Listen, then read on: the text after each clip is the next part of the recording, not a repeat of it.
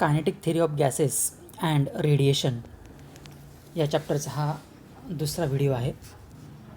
तर पहिल्या व्हिडिओमध्ये आपण या चॅप्टरचं इंट्रोडक्शन पाहिलं होतं. याच्यामध्ये आपण 3 laws, Boyle's law, Charles law आणि गेलुसेक लॉ हे 3 लॉ बघितले होते आणि त्यांच्या इक्वेशनवरनं आपण आयडियल गॅस इक्वेशन डिफाईन केलं होतं पहा. त्यानंतर आज आपण पुढील पार्ट पाहणार आहोत. तर पुढची डेफिनेशन आहे लिक्विफॅक्शन. Liquefaction, it is defined as the process of change of gases in a liquid state, or it is a phenomenon of change of gaseous state into the liquid state. म्हणजे gases स्टेटचं conversion जर liquid स्टेटमध्ये आपण करत असू तर ही जी काही process आहे त्या प्रोसेसला आपण म्हणतो, that process is called as the liquefaction. मग लिक्विफॅक्शन करण्यासाठी सगळ्यात महत्त्वाची कंडिशन काय आहे? We have to increase the pressure. काय करावं लागेल तुम्हाला? गॅसेसचं प्रेशर इन्क्रीज करावं लागेल आणि टेम्परेचर हे डिक्रीज करावं लागेल. Decrease the temperature. जर प्रोसेस केली तर गॅसेसचं कन्व्हर्जन कशामध्ये होईल? लिक्विडमध्ये, आणि त्याच प्रोसेसला म्हणतात लिक्विफॅक्शन. एक छोटीशी डेफिनेशन आहे पहा. त्यानंतर पुढचं आहे बिहेवियर ऑफ गॅसेस. मग गॅसेसचं बिहेवियर काय? तर सगळ्यात महत्त्वाचं जे आहे ते म्हणजे the gas molecules are always in a state of random motion. म्हणजे गॅसचं मॉलिक्यूल कसं असतं? Random motion. मग रँडम मोशन म्हणजे काय? The gas molecules always in a state of random motion. They are moving in all possible direction with all possible velocities, and this is called as a random motion. पण त्यांचं motion हे fix नसतं, randomly असतं पहा. आणि second behaviour जे आहे, number of gas molecules are nearly 10⁻23 per cubic metre. म्हणजे एका क्युबिक मीटरमध्ये साधारणतः 10⁻23 एवढे गॅस मॉलिक्यूल हे प्रेझेंट असतात. त्यानंतर पुढचं जे आर्टिकल आहे आयडियल गॅस आणि रिअल गॅस. तर हे आयडियल गॅस आणि रिअल गॅस हे टेक्स्टबुकमध्ये वेगळ्या पद्धतीने दिलेलं आहे. तर आपण डिफरन्स या मेथडनुसार हे आर्टिकल समजून घेऊ. दोघांचा आपल्या दोन्ही आर्टिकल म्हणजे दोन्ही कन्सेप्ट काय आहेत, आयडियल गॅस आणि रिअल गॅस, तेही समजतील आणि सायमल्टेनियसली त्यांचा डिफरन्सही आपल्या लक्षात येईल. या पद्धतीने आपण हे आर्टिकल पाहूया. तर आयडियल गॅस एकदम सोपी डेफिनेशन आहे. The gas obeying the relation PV is equal to NRT at all pressure and temperature. म्हणजे जो gas PV is equal to NRT हे इक्वेशन सॅटिस्फाईड करेल त्या गॅसेसला आपण म्हणतो आयडियल गॅस. मग P pressure, V volume, N number of moles, R universal gas constant, T is the absolute temperature. ठीक आहे. मग आयडियल गॅस त्यालाच आपण आयडियल गॅस इक्वेशन असं म्हणतो. मग रिअल गॅसमध्ये काय आहे की रिअल गॅस आयडियल गॅस ओबे करत नाहीत. म्हणजे PV is equal to NRT हे इक्वेशन तो सॅटिस्फाईड करत नाही. मग तो कोणतं इक्वेशन सॅटिस्फाईड करतो? Real gas obeys the Van der Waals equation. तो काय करतो? वंडरवॉल इक्वेशन सॅटिस्फाईड करतो. This is the Van der Waals equation. हे वंडरवॉल इक्वेशन आहे पहा.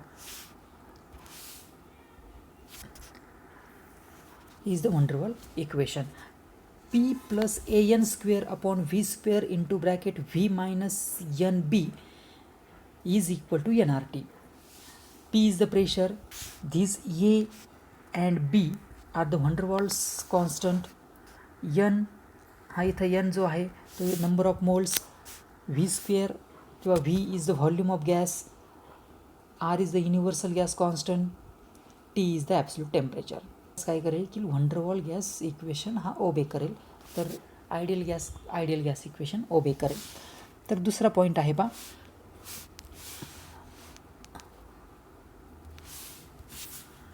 दुसरा point intermolecular interaction in absent. Intermolecular interaction is absent in ideal gas. Ideal गॅसमध्ये काय आहे? इंटरमॉलिक्युलर इंटरॅक्शन ॲबसेंट आहे. इंटरमॉलिक्युलर इंटरॅक्शन म्हणजे काय?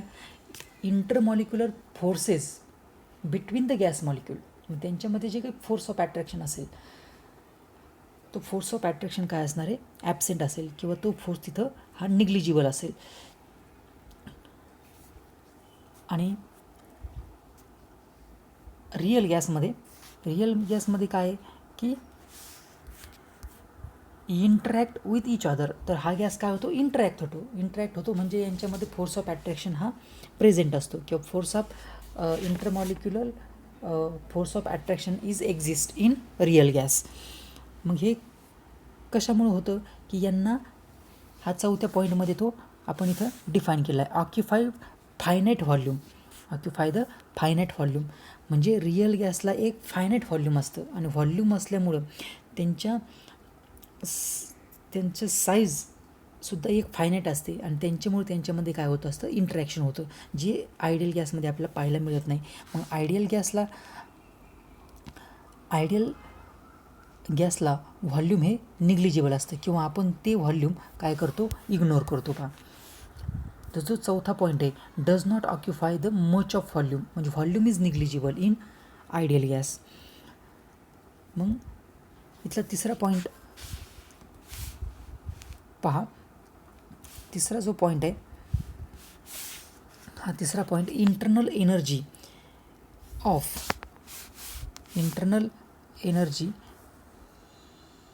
Of ideal gas depends on only temperature. तो टेम्परेचरवर डिपेंड आहे. आणि जो रिअल गॅस आहे, रिअल गॅसची जी इंटरनल एनर्जी जी आहे ती प्रेशर, व्हॉल्यूम आणि टेम्परेचर यांच्यावर डिपेंड आहे पहा. प्रेशर आणि व्हॉल्यूम अँड टेम्परेचर त्याच्यावरती डिपेंड आहे. त्यानंतर चौथा पॉईंट आपण पाहिला आहे, आयडियल गॅसला व्हॉल्यूम हे निग्लिजिबल असतं, तर रिअल गॅसला व्हॉल्यूम हे कसं असतं, ते असतं फायनाईट असतं. त्यानंतर पाचवा जो पॉईंट आहे, ideal gas assume to be compressing of point particle whose size is negligible म्हणजे यांची व्हॉल्यूम आणि साईज एकदम निग्लिजिबल असतं आणि निग्लिजिबल असल्यामुळं त्यांचं काय झालं असतं, सेपरेशन झालं असतं आणि त्यांच्यामध्ये ॲट्रॅक्शन हे ॲबसेंट असतं. त्याच्या उलटं रिअल गॅसमध्ये काय आहे की particles with some finite size आणि फायनाईट साईज असल्यामुळं त्यांच्यामध्ये इंटरॅक्शन होत असतं. हा साधारणतः दोन्ही गॅस संदर्भातला हा एक डिफरन्स आहे. ठीक आहे. तर आता रिअल गॅस हा आयडियल गॅस असू शकतो, पण तो केव्हा असेल त्यासाठी एक कंडिशन आहे पहा. ती कंडिशन इथं मेन्शन केली आहे. ती कंडिशन पहा, if the molecules of real gases are so apart that there is a practically no intermolecular interaction, the real gas is said to be in the ideal state. म्हणजे ज्यावेळेस real गॅसचं volume वाढलेलं असेल, they are so apart from each other, त्यावेळेस त्यांच्यामध्ये intermolecular forces of interaction हे नसेल आणि त्यावेळेस रिअल गॅसला आपण आयडियल गॅस म्हणू शकतो. म्हणजे आयडियल गॅसचीच कंडिशन काय की त्यांच्यामध्ये intermolecular forces of attraction he absent असते आणि ॲबसेंट केव्हा असेल, त्याचं व्हॉल्यूम जास्त असेल म्हणजे त्या गॅसचं व्हॉल्यूम जास्त झालेलं असेल आणि त्यांच्यामधलं सेपरेशन वाढलं तर त्यांच्यामध्ये इंटरॅक्शन ही ॲबसेंट असेल. मग त्याच्या दोन कंडिशन आहेत. मग दोन कंडिशन कोणत्या की low density of real gases म्हणजे डेन्सिटी त्यांची कशी असेल, कमीत कमी असेल म्हणजे नंबर ऑफ गॅस मॉलिक्यूल हे कमी असतील विथ रिस्पेक्ट टू व्हॉल्यूम. आणि दुसरी कंडिशन आहे लो प्रेशर ऑर टेम्परेचर. आणि प्रेशर जर कमी असेल तर ॲटोमॅटिकली त्यांचं व्हॉल्यूम वाढणार आहे आणि व्हॉल्यूम वाढल्यानंतर ते एकमेकापासून सेपरेट झालेले असतील आणि इंटरॅक्शन त्यांच्यामध्ये नसेल, त्यावेळेस real gas is said to be ideal state. ठीक आहे. तर पुढची डेफिनेशन आहे मीन फ्री पाथ. मग mean free path this a term represented by the symbol lambda. तो कशाने रिप्रेझेंट करतात, लॅम्बडा ह्या सिम्बॉलने रिप्रेझेंट करतात पहा. मग मीन फ्री पाथ काय आहे? Mean free path average distance travel by a gas molecule with constant velocity between two successive collision that is called as a mean free path. म्हणजे हा मीन free path काय आहे तो आपण ह्या फिगरवरनं समजून घेऊ. ही जी पहिली फिगर आहे ही पहिली फिगरमध्ये काय आहे, एका कंटेनरमध्ये गॅस मॉलिक्युल्स आहेत पहा. आपण त्या गॅस मॉलिक्युलची एक फोटोग्राफी घेतलेली आहे आणि दुसऱ्या याच्यामध्ये एक टिपिकल गॅस मॉलिक्यूल घेऊन त्याचा इथं काय केलेलं आहे, पाथ दाखवलेला आहे. मग याच्यामध्ये इथं हा एक गॅस मॉलिक्यूल आहे. हा गॅस मॉलिक्यूल इथं गेल्यानंतर ह्या दुसऱ्या गॅस मॉलिक्यूलला कोलाईड झाला. इथं गेल्यानंतर तिथं एक कोलिजन, म्हणजे हे त्याचे काय आहेत, हे कोलिजन आहेत. ज्या वेळेस कोलिजन झाले त्यावेळेस त्यांनी त्याची काय केली, डायरेक्शन चेंज केलेली आहे पहा. मग between the two successive collision and this average distance is called as the mean free path. पुन्हा आपण ह्या ठिकाणी तो समजून घेऊ.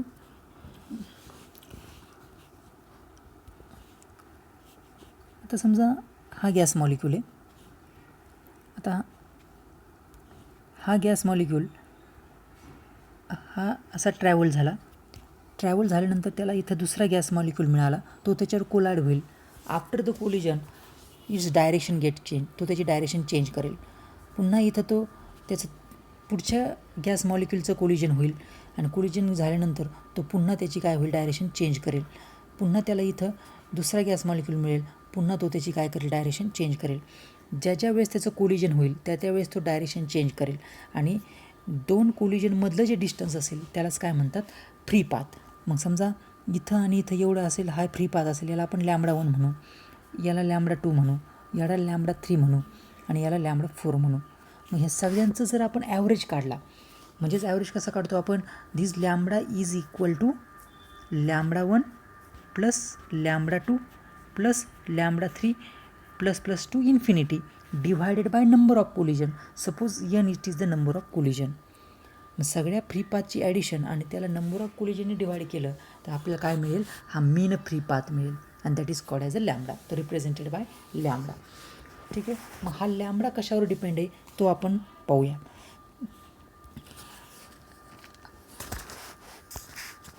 आता समजा हा गॅस मॉलिक्यूल आहे. ह्या गॅस मॉलिक्यूलची डायमीटर आहे d1. ह्या गॅस मॉलिक्यूलची डायमीटर आहे d1 आणि इथं दोन गॅस मॉलिक्यूल्स आहेत हे, आणि ह्या दोन गॅस मॉलिक्यूलमधलं distance, the distance between these two gas molecule, suppose that this distance is d2, त्याला आपण म्हणू d2. मग मॅथमॅटिकली आपण असं कन्सिडर करू की d1 is greater than d2.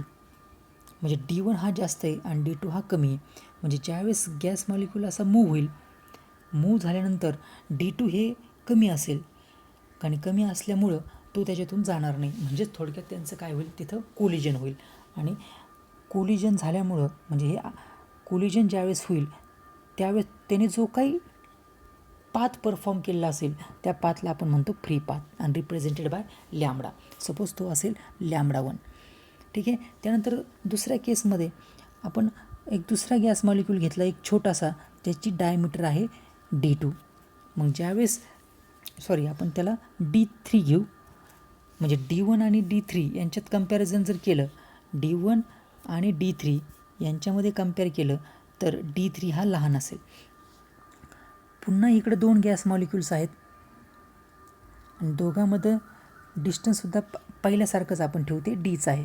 दोन्ही समजा इक्वल आहे असं कन्सिडर करा. नंतर गॅस मॉलिक्यूल जर इथून ट्रॅव्हल झाला स्ट्रेट लाईन तर तो इझिली त्या गॅपमधून काय होईल, पास होईल. म्हणजे इथं कोलिजन होणार नाही. आणि कोलिजन जर झालं नाही तर तो असं कुठंतरी पुढं जाईल आणि पुढं कशी तरी त्याला एक कंडिशन येईल की तिथं तो कोलाईड होईल. मग तिथपर्यंत जो पाथ असेल तो त्याचा फ्री पाथ असेल. मग त्याला आपण म्हणू λ2. मग λ1 आणि λ2 जर कन्सिडर केला, λ1 आणि λ2 यांचं जर डिस्टन्स ज्यावेळेस आपण कन्सिडर करू त्यावेळेस मॅथमॅटिकली आपण काय डिफाईन करू शकतो की λ1 is less than lambda two, म्हणजे लॅम्बडा टू कसा असणार आहे, मोठा असणार आहे. म्हणजेच लॅम्बडा कोणावर डिपेंड आहे, धीज lambda is depends on the mean free path is depends on the diameter of the gas molecule.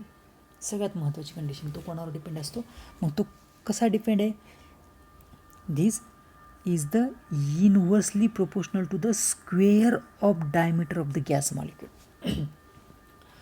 जेवढी डायमीटर जास्त तेवढा मीन फ्री पाथ कमी. ठीक आहे, म्हणजे हा तो डायमीटरवर डिपेंड आहे. त्याचप्रमाणे हा लॅम्बडा हा डेन्सिटीवर सुद्धा डिपेंड आहे. It is also depends on the density and this density again inversely proportional. मग डेन्सिटीची डेफिनेशन काय, suppose P is the density, मग P is equal to total number of gas molecule divided by volume of the gas molecule, किंवा त्याला आपण मासने multiplied केलं तर total mass आपल्याला त्या गॅस मॉलिक्यूलचं मिळेल. धी इज द डेन्सिटी. आणि ती डेन्सिटी कशी आहे, inversely proportional to the mean free path. मग आता डेन्सिटीवर कसं डिपेंड आहे ते आपण पाहू. समजा हा एक कंटेनर आहे आणि हा एक कंटेनर आहे, दोन्ही कंटेनरचा व्हॉल्यूम सेम आहे. Suppose this volume is same. याच्यामध्ये नंबर ऑफ गॅस मॉलिक्युल्स हे आहेत n आणि याच्यामध्ये नंबर ऑफ गॅस मॉलिक्युल्स आहे समजा n2. हे आहेत n1 आणि हे आहेत n2. मग याच्यामध्ये गॅस मॉलिक्यूल कमी आहेत, म्हणजे यांची डेन्सिटी कशी असेल, याची डेन्सिटी असेल मिनिमम आणि याची डेन्सिटी असेल मॅक्झिमम. मग मॅक्झिमम डेन्सिटी असेल, जास्त मॉलिक्यूल याच्यामध्ये असेल तर याच्यात कोलिजन्सचे चान्सेस जास्त आहेत, आणि कोलिजन जास्त असेल तर मीन फ्री पाथ कमी असेल. म्हणजे हे कसं झालं, inversely proportional to the density. Inversely proportional to the density where P is the density. मग इथं गॅस, ह्या कंडिशनमध्ये गॅस मॉलिक्युल्स काय आहेत, कमी आहेत. मग गॅस मॉलिक्यूल कमी असेल तर यांच्यामध्ये काय होणार आहे, कोलिजन कमी होणार आहे. समजा हा मॉलिक्यूल, ह्या मॉलिक्यूल समजा इथला एखाद्या मॉलिक्यूल त्याच्या शेजारच्या मॉलिक्यूलला कोलाईड झाला तर फ्री पाथ एकदम कमी आहे, आणि हा याच्यावर कोलाईड झाला तर फ्री पाथ काय असणार आहे, जास्त आहे. म्हणजे इथं डेन्सिटी कमी, मीन फ्री पाथ जास्त. आणि ह्या केसमध्ये काय की डेन्सिटी जास्त, मीन फ्री पाथ कमी, म्हणजे तो इनवर्सली प्रोपोर्शनल आहे. म्हणजे आपण याच्यावरनं मीन फ्री पाथचं एक रिलेशन इस्टॅब्लिश करू. ते रिलेशन आहे, this lambda is equal to 1/√2 into pi. Pi हा स्क्वेअर रूटच्या बाहेर आहे, स्क्वेअर रूटच्या तो बाहेर आहे. 1/2 pi into D square into P. P it is the density. What is P? P it is the n upon v. मग lambda is equal to 1/√2 pi D square into n upon v. This is the equation of mean free path. हे mean free path आहे, आणि तो mean free path हा measure करतात angstrom unit किंवा मीटरमध्ये. अँगस्ट्रॉंग unit और मीटर हे त्याचं युनिट आहे मीन फ्री पाथचं. थँक्यू.